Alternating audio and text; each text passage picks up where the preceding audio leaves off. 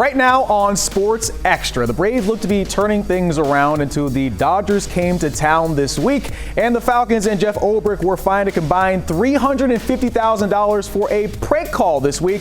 Plus, Dyson Daniels earned a very well-deserved league-wide honor. We got to keep that going. It's a long season, but just winning the day matters. So if we keep stacking those, we're going to be in a good spot. We got to take this on the chin, and we absolutely are doing that and taking full responsibility, and I'm hopeful we'll grow and be better because of it.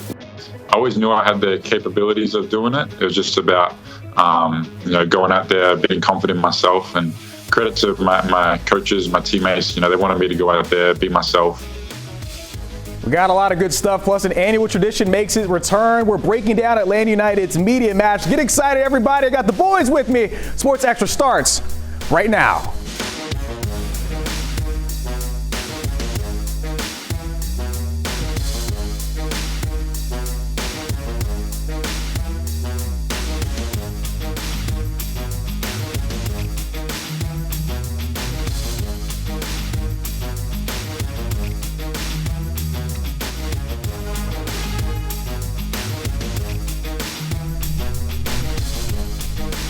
Yes, sir. Welcome on in, everybody. I'm Reggie Chatman. This is Sports Extra. Like it has been the story for the Braves all season long, this week has certainly been a roller coaster. Let's get right into it, and let me direct your attention to this. The Braves looked like the team we thought they were at the start of the week. Granted, it was against the Rockies, which we will talk about, but still looked good. But then the Dodgers came to town this weekend, and it was pretty similar to the first series when these two teams faced off. The Braves know they need to get on a roll. It's baseball, right? You go through stretches where you don't play great, but having that happen at the beginning of the season, was kind of tough. So, we got our footing going, and we're looking to keep rolling. All right, one of my favorite things about listening to sports talk radio is deciding in my head which each personality looks like. For my 92.9 The Game fans, imagine no further. It's a Radio Plus Reggie takeovers. We got Joe Patrick and Caleb Johnson in the building. Guys, a crazy week, of course, always in the city of Atlanta. Of course, we're going to talk about the Braves first. Joe, it's been kind of up and down. They played pretty well earlier in this week. They had some moments where things have been good, and of course, the Dodgers series didn't go as well. What is your temperature check on where the Braves kind of are right now? They're still making their way. Obviously, it would have been nice for them to kind of get back up to 500. They could have done that by the end of the month of April, which I think after the start that they had would have been kind of a great thing to say about your club, to say, hey, we got ourselves back to 500. Weren't able to do that and have since been kind of sliding since. But still, you're starting to see some kind of return to normalcy for this Braves lineup, starting to hit the ball a little bit better over the last couple of weeks, but still clearly not the team that I think a lot of Braves fans expected coming into the year, and not the team that we expect them to be when they get some key players back from injuries. Well, they had a left field signing that we're not talking about the guy that got suspended. Alex Verdugo has been the man in left field. Of course, Jared Kelenic got moved back down. Caleb, it's obviously been a decision to try and figure out this left field. It feels like Verdugo's kind of the guy. Where do you kind of land on what they're doing right there at that position? It's nice when you can essentially go get a guy off the scrap pile and throw him in there. But that's essentially what Alex Verdugo has been, as a man without an island, a man who didn't have a team coming into the spring. The Braves take a flyer on him, and he has clearly produced some of those things that my friends who are Yankees fans are like, why couldn't have that guy have shown up for this team? But it's been a bright spot in this Braves team that's had a lot of issues offensively, especially just consistency. You don't know what you're going to get night in and night out. Who's going to be that guy, and are you going to get enough to help propel you to a win? Joe, does it make sense they actually sent Kelenic down then? Of course, you need to make space, but it feels like a guy who's trying to just figure it out. You're hoping that he would have finally reached the potential at some point now, right? Yeah, but I think it does make sense because he wasn't producing. And ultimately, this team needs producers because you just with the way that some of the players have struggled coming out the gates, you just can't carry any dead water. So, and you got to give credit to guys like Alex Verdugo. I know Eli White, who we're going to talk about. These guys have really kind of sparked the bottom of that lineup, and that's when you typically start to get offense going, more consistent offense in the major leagues, when you can get that bottom half of the lineup going, and that's what these guys have done a really good job of. Look, you're speaking of Eli White, Rand. I think that initially he was a guy that you just throw in there to pinch run, and maybe sometimes a defensive replacement. He has been balling recently, right? 7 extra base hits, including 2 homers and 12 RBIs during an 8-game hitting streak that actually ended on Friday. He's holding down that spot for Ronald in right field. Obviously, when Ronald comes back, he's going to be the guy. But Caleb, do we have to try and find a spot to put Eli at somewhere? I think, unfortunately for him, like when Ronnie comes back, that's that man's chair. Like, get out of his chair. Get out of his chair. But at the same time, when you have a guy who, as you mentioned, is expected to just pinch hit, he is speedy. He is certainly a quick guy. When you're getting production out of him, and when you start looking into some of the nerdy stats, maybe he's not quite all-star level, but when you're getting consistent play out of anyone in the lineup, you're going to keep him in there as long as possible. I think the Braves are going to need to get creative, whether it's second base, whether it's shortstop, do something to get this guy. As long as he's hitting consistently, keep him in. It'll be interesting. Always helps to have a guy like Eli White just on your bench. You know, again, like you said, to run, do whatever. By the way, since in his last 9 games since April 23rd, leads Major League Baseball in extra base hits and is OPSing 1.1 during that time. So, guy's really done a lot with the opportunity that he's had here. He's not from the state of Georgia, but he's from the general area of Braves country. He said he used to come down to games to be able to watch this Braves team play. So it's been very cool for him to be able to play for this team so far. Now, Meech, we're actually talking about consistency, right? Chris Sale, not been super consistent so far this year. He was the pinnacle consistency last year, but earlier this week, 7 innings of work, just allowing 2 runs, 10 strikeouts against the Rockies. My question, though, is do we give him credit for this? It is the Rockies. I feel like I could go out there and at least get a ground ball or two, Caleb. Yeah, I think it's hard to think that a guy who won a Cy Young award a year ago is just going to completely fall apart, but at the same time, expecting him to just match that consistency level that he had a year ago, also not something that you would expect. I think for him, it's pitching further into games. You saw that against the Rockies, where he finally is able to go 7. That's the longest that he's had this year. It's like 4 1/3 that he'd been going before that. So his thing is getting further into games and taking some relief off your relief pitchers. That's going to be the name of the game for him, and not worrying so much about I've got to be that Cy Young Award winner once again. It would also look a lot not as bad, I would say, if you had Spencer Strider back in there consistently and Reynaldo Lopez. It's not as big of a story if those things are going on, but they're out, and so he gets highlighted even more. The other thing with with Sale is that the slider is still elite. It's getting as many whiffs as any other pitch in baseball, and so I feel like if that is still going for him, I think the command and some of the other pitches around it can come around. You mentioned him hopefully going later in games. The bullpen has been a bit of a struggle at times so far this season. Caleb, I mean, how much of a concern should it be? Is this a spot there where coming into the season, people said we should make some moves and bring in some guys to relief? Hasn't happened. These guys aren't producing so far. Yeah, I mentioned the scrap pile that the Braves were able to luckily go and get Alex Verdugo off of. Well, there's a different scrap pile, a much worse one, where the Braves have been getting their relief pitching to the point that you've had Jesse Chavez come through the organization a couple of different times. It didn't work out either time. They're trying to strike gold where they have in times past. I think the more concerning thing is what's going on with Raisel Iglesias, whether he can be consistent enough, because that's your guy, that's your closer, and so if you're not getting consistent outings from him, then it just it feels like it builds from there. But I will give Alex Anthopoulos his credit in the fact that whenever they've had issues in the bullpen, they're pulling the plug on these guys, and they're sending them out, and they're going to get somebody fresh, and I think they're going to have to continue doing that all the way up until the trade deadline. Raisel Iglesias, 5 home runs allowed this year and 12 innings of work coming into Sunday. Last year, he was one of the better, quiet, great closers in all of the game. We knew it here, but around the major leagues, it wasn't as well known. He's got to show up, too, because his bobblehead night's on Thursday, so you can't be pitching poorly when your bobblehead night's coming up. I'm going to definitely go get one of those.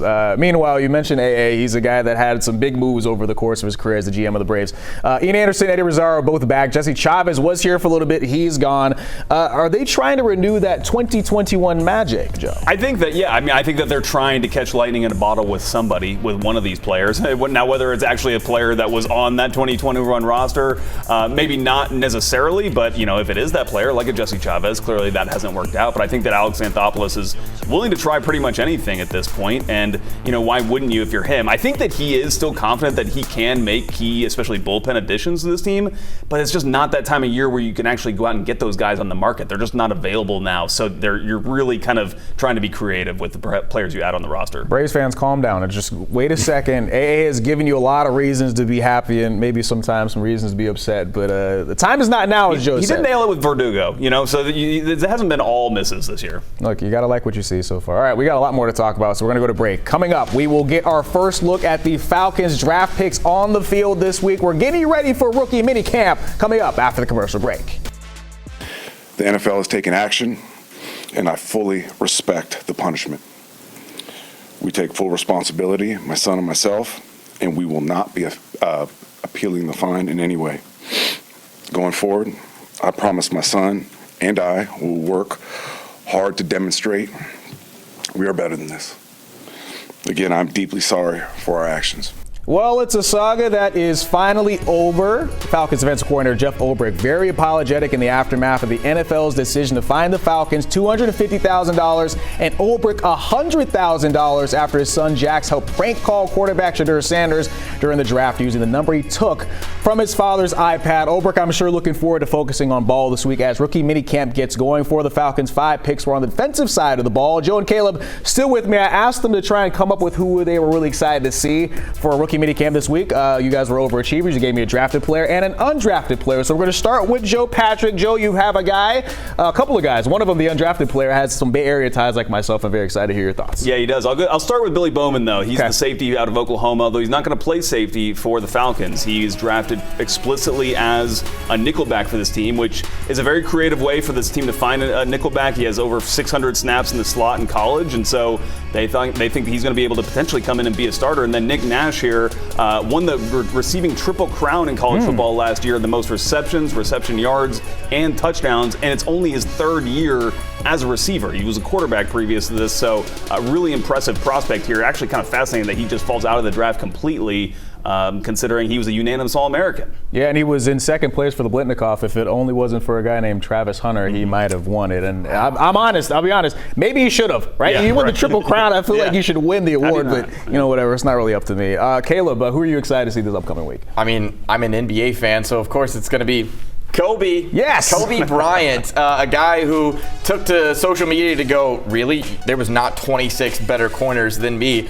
Someone who, I know the scouts didn't love the fact that he's got a small, wiry frame, but he is a hard hitter. 13 interceptions that he had in his career, and someone who really is kind of all over the place as a ball hawk, someone that certainly the Falcons could use opposite A.J. Terrell. It was really surprising, the fact that he did not get drafted, but I love the fact that the Falcons went after him. And then James Pierce Jr., a guy who you just wanted to see him rush the passer. This is the prototypical guy that the Falcons have been looking for. They went and got him, traded up back into the first round with the Rams to go get him. And I'm just so thankful to get to see that type of guy rush the passer and get after it, and it can't come soon enough. Both those two guys play with their hair on fire, which this defense really needs. Which you absolutely need. And of course, I think people are worried that the Falcons gave up too much to go get James Pierce Jr., so you hope that he's a player that can kind of contribute. All right, the rest of this block is going to kind of move around a whole lot. Dyson Daniels won the Most Improved Player of the award in the NBA. My question to you, Caleb, is the spirit of the award finally returned, or are we docking it considering that Dyson was, of course, a lottery pick?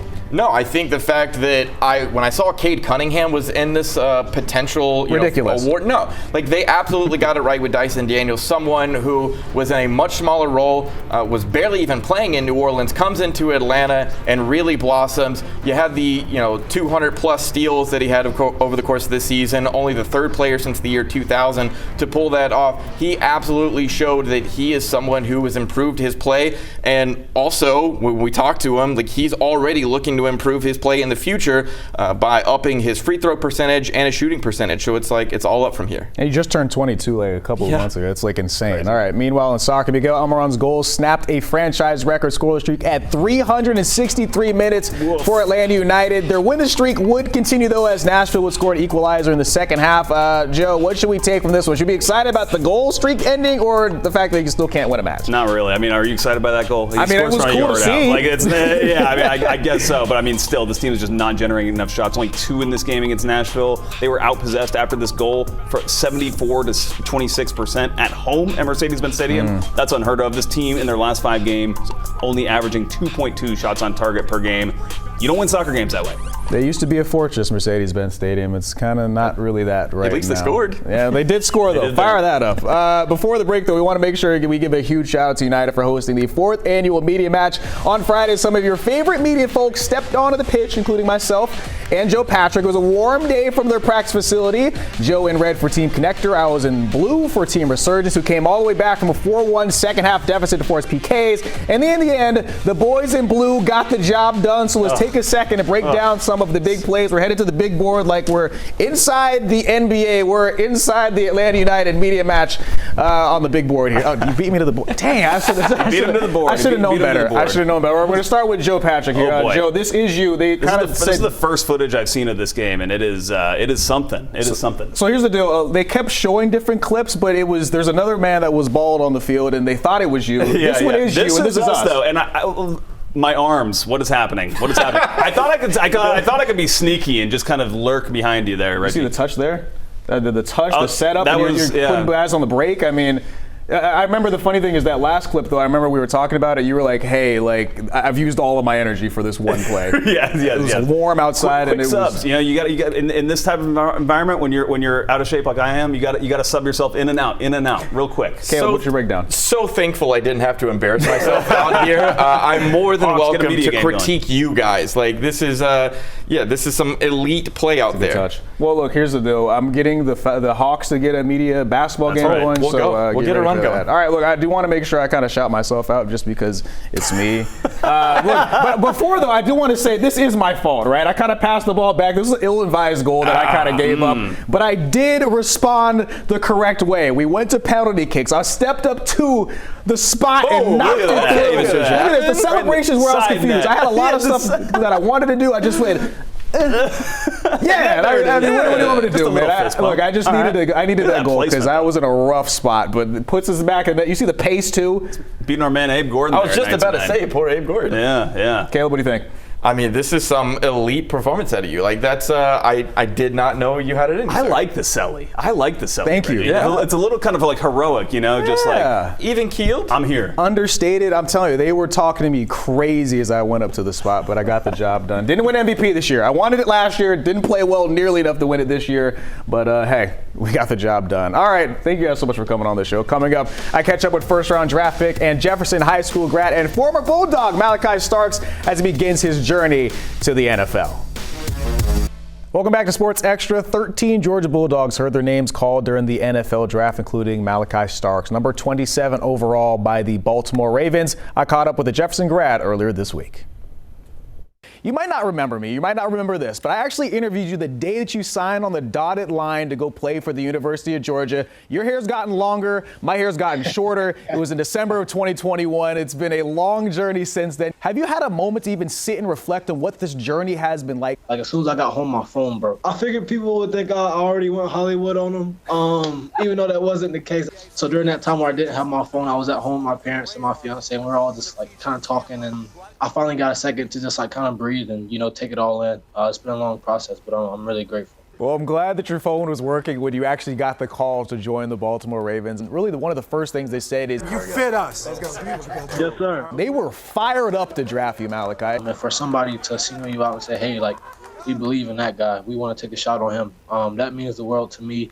Because, obviously they know, but they never know how much that phone call changed my life. Just the opportunities that I get to take advantage of and the people I get to learn from and the people I get to meet, that's going to open more doors for me and my family. It's a huge blessing. Do you see any similarities between the University of Georgia, how they are as a program, to what that franchise is, the Ravens? Yeah, it's tough, and you get what you earn, and they know how to win. I landed in the perfect spot. It literally couldn't be a more perfect fit coming from the University of Georgia. The discipline that it takes there and, how they run their program. I kind of see it in the same way with the Ravens. So I'm just excited to, take one transition from an elite program to another and just learn from the guys that were there as I did before the University of Georgia. You actually got to keep the same number that you got to wear in college. Why was it important for you? Did you have to go and ask anybody for it? What was that process like? My number it's for my cousin who passed away when I was little. He started playing football because of me, and then he switched to 24, and I switched out of it. He was 9, I was 7, and then he passed away at the age of 9 of a homicidal suicide. So I've been wearing 24 ever since for him. And it's so special to me. And I got to the facility and I was like, hey, like, if somebody has it, I don't want to take it because other people have meaningful numbers too. So like, I'm not trying to come in and take it. I'll wear whatever number. They said it was open and I could get it. So it's really a special moment for me, just because, you know, I kind of represent him.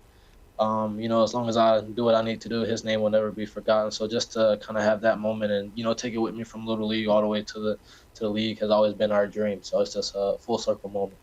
You really made an impact from like the very moment that you got on the field at the University of Georgia. Is there a play-in moment where you felt like this is my welcome to college football moment and I finally arrived? There's two. So I think during camp, my freshman year, I was able to run around and fly around and make plays and have fun. And it felt like I belonged. Just going in the first game and then my first pick that I made, just kind of starting off my career like that and just showing, you know, who I am and what I can do. I think it helped me a lot. And I think it was kind of like, okay, I belong, let's go to work type deal. All right, time for our final block. It's called Reggie's Agenda, and it's really more of a call to action for the city. The UFC is coming back to Atlanta for the first time since 2019 for a UFC fight night. We've got ourselves a banger in the main event as former champion Kamaru Usman will fight Joaquin Buckley, who I'll actually get a chance to talk to a little bit later this week. It's not a number card pay-per-view event, but it has enough juice that hopes to get people to pack that arena so a number card does come back. The city of Atlanta is the sports capital of the South. We get Super Bowls, national championships, the Super Bowl, the World Cup. The UFC should definitely be part of the rotation, and Saturday, June 14th at State Farm Arena is a chance to do just that. An incredible opportunity for the city. I know the city will show out. Do it for me. I'll see you guys there. And you also see me all week long. We've got plenty of stuff going on here in the city once again. We'll have you covered on 11 Alive all week. We'll see you tomorrow. Have a great weekend.